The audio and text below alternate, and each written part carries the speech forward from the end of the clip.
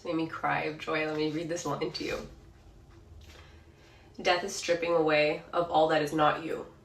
The secret of life is to die before you die and find that there is no death. And the crying of joy is that this book speaks of so many universal truths that we all have those answers to. They have nothing to do with what's in your mind. Because if we're able to separate from the mind, and it is something that even if I had the awareness of from like so many different meditations I've done in the past, my life and the way that I chose to create a highlight or emphasis on doing took me out of that remembering.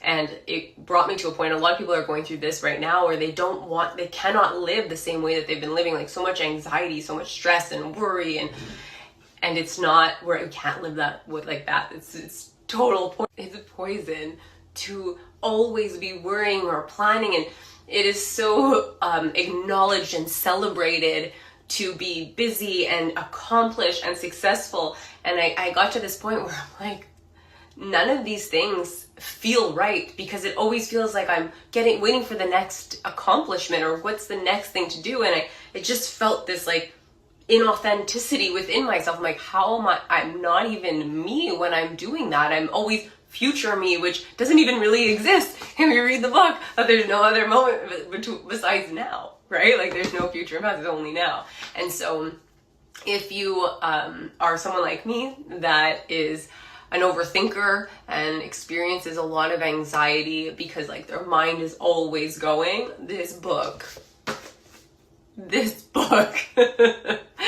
oh my goodness. And it will, like, things, I've heard of it so many times before. My soul just didn't bring me to it. Now was the right time for me to find this book. And I know that so many people, anxiety is a natural part of life. Anxiety tells you when something isn't right.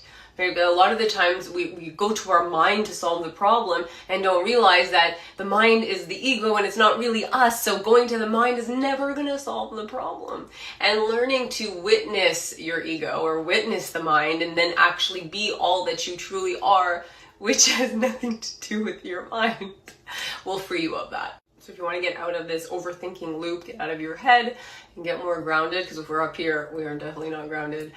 I can teach you tools for that. I go over these things in my one-on-one coaching for personal development and inner child healing. Also give you tools to help get it out of the fascia tissue, because even if you don't remember it, the body keeps the score. I can explain to you what that means. So if you have any questions, please feel free to reach out and we can schedule a free 15-minute consultation. I hope you all have an amazing day.